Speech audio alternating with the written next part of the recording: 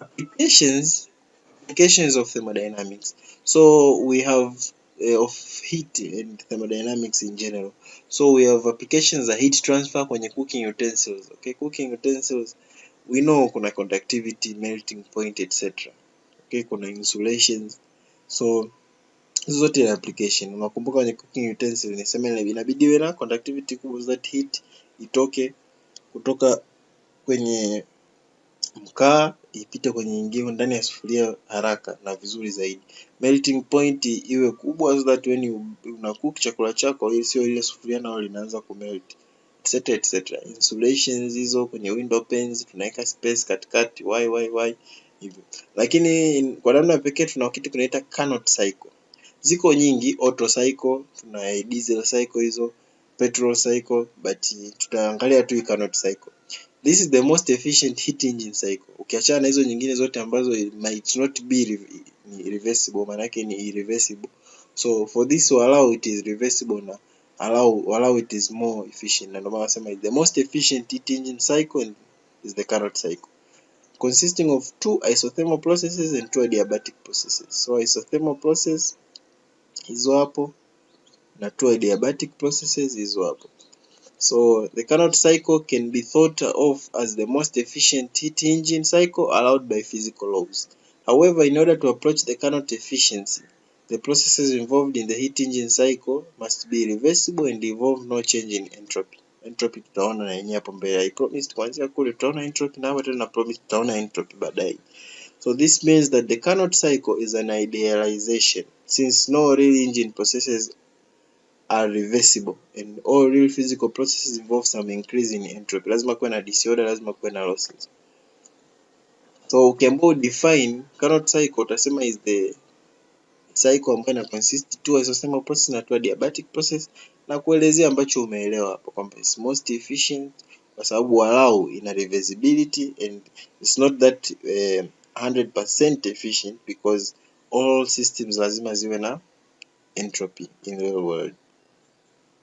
So heat engine, which is one among the applications of the thermodynamics at large, so it is a device which simply converts heat into work. Kwa mfano ma heat engine yapo mengi tu kule kwenye ma station, unakuta kuna kuni zinaiva na train ile zinakimbia, umeona.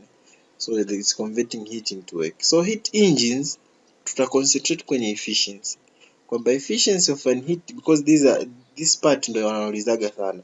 Kwa efficiency ni sasa na work done in one cycle divided by heat taken in at a higher temperature or the work done in another cycle. Kwa work in output over work input for heat taken in, work input na in work done output. So suppose if Q2 is the heat taken at higher temperature na Q1 is the heat rejected, work done sasa output at a lower temperature. So call this QH at higher temperature, QL at lower temperature. Then efficiency itakuwa ni heat taken kule kwenye higher temperature minus heat ambayo ilikuwa rejected, sawa. Unapata amount ya work ambayo ilikuwa useful, sio? Unapata amount ya work ambayo ilikuwa ni useful. So kwa sababu sio kila kitu kinakuwa useful.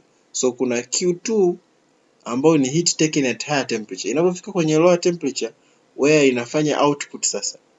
Ukitoa output kwenye ile heat ambayo ilikuwa taken, utabaki na ile ambayo imefanya kazi, ambayo ni useful. Hiyo nyingine imekuwa rejected, imekuwa output. Ndio maana nasema heat rejected.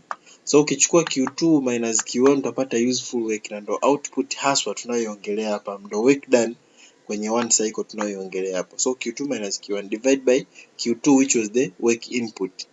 So in other words this is found to be ni sawa sana ukichukua temperature katika hiyo higher temperature minus temperature at lower temperature divide by temperature at higher temperature, ni sawa sawa tutapata kitu kile. So QH minus QL divide by QH ambayo ni equivalent to TH minus TL over TH, ambao ukisimplify mathematically inakuwa ni sawa sawa na hiki kitu hapa.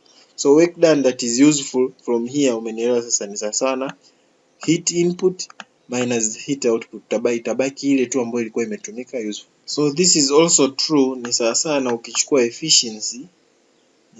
ukichukua efficiency, times QH, hata kitu kile kile. So QH minus QL.